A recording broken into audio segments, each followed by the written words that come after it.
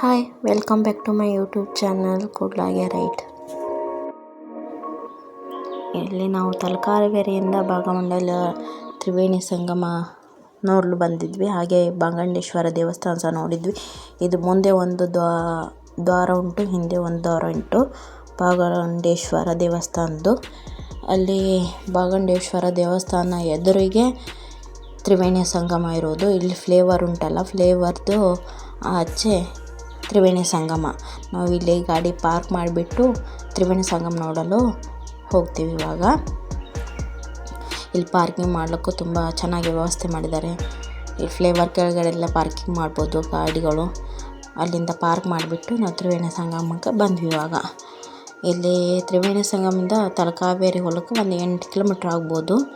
ತ್ರಿವೇಣಿ ಸಂಗಮ ಎದುರುಗಡೆ ಭಾಗಂಡೇಶ್ವರ ದೇವಸ್ಥಾನ ಇದೆ ಅಲ್ಲಿ ಮುಂದ್ಗಡೆ.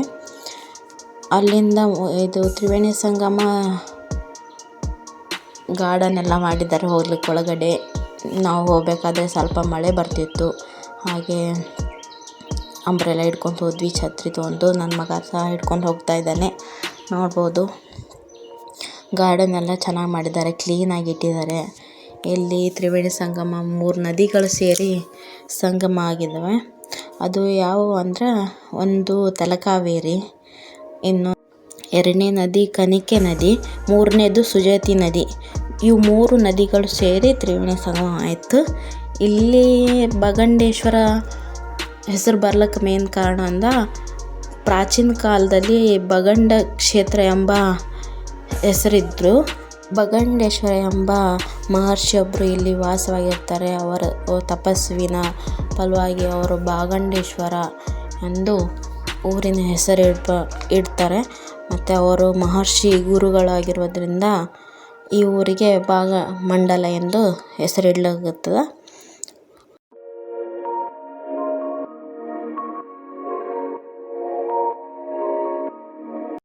ಇಲ್ಲಿ ನಾವು ತ್ರಿವೇಣಿ ಸಂಗಮದಲ್ಲಿ ಕೈ ಕಾಲು ತೊಳ್ಕೊಂಡು ಹೋಗ್ತಾ ಇದ್ವಿ. ಇಲ್ಲಿ ಸ್ವಲ್ಪ ಪಾಚಿ ಇರೋದ್ರಿಂದ ಮೆಲ್ಲ ಕಾಲು ತೊಳ್ಕೊಂಡು, ಹಾಗೆ ಇಲ್ಲಿ ಆಚೆ ಹೋಗಲಿಕ್ಕೆ ಬ್ರಿಡ್ಜ್ ಸಹ ಉಂಟು. ಇನ್ನು ನೀರು ಅಷ್ಟೊಂದೇನು ಜಾಸ್ತಿ ಇರಲಿಲ್ಲ, ಕಡಿಮೆ ಇತ್ತು. ಇಲ್ಲಿ ತ್ರಿವೇಣಿ ಸಂಗಮದಾಗ ಸ್ನಾನ ಸಹ ಮಾಡ್ತಾರೆ. ಸ್ನಾನ ಮಾಡಿ ಅಲ್ಲಿ ಮುಂದುಗಡೆ ಕಾಣಿಸ್ತಿರ್ಬೋದಲ್ಲ, ಅಲ್ಲಿ ಬಟ್ಟೆ ಹಾಕೋಲಿಕ್ಕೆ ವ್ಯವಸ್ಥೆ ಸಹ ಮಾಡಿದ್ದಾರೆ. ಶೌಚಾಲಯ ಉಂಟು ಇಲ್ಲೆಲ್ಲ, ಎಲ್ಲ ಚೆನ್ನಾಗಿ ಮಾಡಿದ್ದಾರೆ ಸ್ನಾನ ಮಾಡಿ ಹೋಗಲಿಕ್ಕೆ. ನಾವು ಮತ್ತೆ ಈಚೆ ಕಡೆಯಿಂದ ಬಂದ್ವಿ, ಬ್ರಿಡ್ಜ್ಗೆ ಈಚೆ ಕಡೆ ಬಂದಮೇಲೆ ಮತ್ತೊಂದು ಶೂಟ್ ಮಾಡಿಕೊಂಡೆ. ಇಲ್ಲಿ ಫುಲ್ ವ್ಯೂ ಕಾಣ್ತಾನೆ ಅಂದ್ಬಿಟ್ಟು ಶೂಟ್ ಮಾಡಿಕೊಂಡು ಇಲ್ಲಿ ತ್ರಿವೇಣಿ ಸಂಗಮ ನೋಡಿಬಿಟ್ಟು, ಇಲ್ಲೊಬ್ಬರು ಪಿತೃವಿಗೆ ಒಂದು ಪಿಂಡ ಬಿಡ್ತಿದ್ರು. ಇಲ್ಲಿ ಪಿತೃವಿಗೆ ಪಿಂಡ ಬಿಡೋದು ತುಂಬ ಒಳ್ಳೆಯದಂತ ಹೇಳ್ತಿದ್ರು. ತ್ರಿವೇಣಿ ಸಂಗಮದಲ್ಲಿ ನಮ್ಮ ಪೂರ್ವಜರಿಗೆ ಶಾಂತಿ ಕಾರ್ಯ ಕೂಡ ಮಾಡ್ತಾರೆ ಅಂತ ಹೇಳ್ತಾರೆ. ತ್ರಿವೇಣಿ ಸಂಗಮದಲ್ಲಿ ನೀರು ಮೃತಪಟ್ಟವರ ಆತ್ಮಕ್ಕೆ ಶಾಂತಿ ಕೊಡುತ್ತೆ ಅಂತ ಕೂಡ ನಂಬ್ತಾರೆ. ಹೆಚ್ಚಾಗಿ ಇಲ್ಲಿ ಪಿತೃಪಕ್ಷದಲ್ಲಿ ಪಿಂಡದಾನ ಮಾಡ್ತಾರೆ. ಇಲ್ಲಿ ನೋಡ್ಬೋದು, ನಾನು ತೋರಿಸ್ದೆ, ಪಿತೃಪಕ್ಷದಲ್ಲಿ ನಾವು ಹೋಗಿದ್ವಿ. ಆವಾಗ ಪಿಂಡದಾನ ಮಾಡ್ತಿದ್ರು. ಇಲ್ಲಿ ಪಕ್ಷಿಗಳೆಲ್ಲ ಪಿಂಡದಾನದ ಅನ್ನ ಊಟ ಎಲ್ಲ ತಿಂತಿದ್ದು.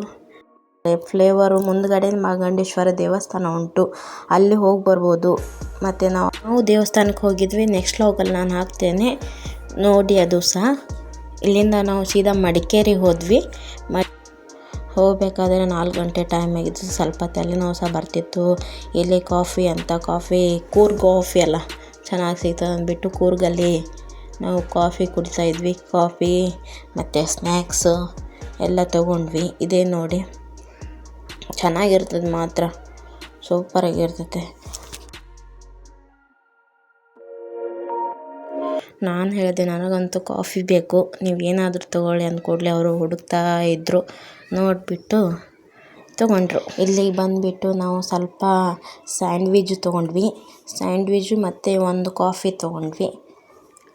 ಆಮೇಲೆ ತಿಂತಾ ಇಲ್ಲಿಂದ ಸೀದಾ ಮಡಿಕೇರಿಗೆ ಹೊರಟ್ವಿ ನಾವು. ಮತ್ತು ಅಲ್ಲಿ ಕಾಫಿ ಬೀಜ ಸಹ ನೋಡ್ಲಿಕ್ಕೆ ಕೊಟ್ಟರು ನನಗೆ. ಡ್ರೈ ಕಾಫಿ ಬೀಜ ಸ್ಮೆಲ್ ಅಂತೂ ಸೂಪರ್ ಇತ್ತು.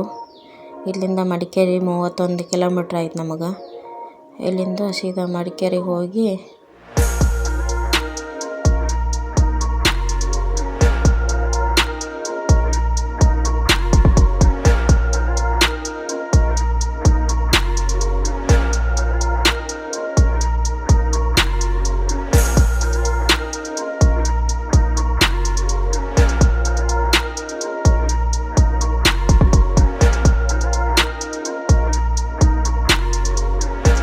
ಈ ಕಡೆ ಸೈಡು ಮಡಿಕೇರಿ ಒಳಗಡೆ ಸಿಟಿ ಒಳಗಡೆ ಹೋಗ್ತಾ ಇದೆ ರೋಡು, ಮತ್ತು ಈ ಕಡೆ ಹೋದರೆ ಮೈಸೂರು ರೋಡು. ಇಲ್ಲಿಂದ ಮಧ್ಯೆ ಹೋದರೆ ಕುಶಾಲನಗರ ಸಿಗುತ್ತದೆ, ಅಲ್ಲಿಂದ ದುಬಾರಾಣಿ ಶಿಬಿರ ಹೋಗ್ಬೋದು. ನಾನು ಲಾಗ್ ಮಾಡಿದ್ದೇನೆ, ನೋಡಿ ಬನ್ನಿ. ಈ ವಿಡಿಯೋನ ಕೊನೆಯ ತನಕ ನೋಡಿದ್ದಕ್ಕೆ ಥ್ಯಾಂಕ್ ಯು. ಮತ್ತು ಇನ್ನೊಂದು ಲಾಗಲ್ಲಿ ಸಿಗ್ತೇನೆ. ಬಾಯ್.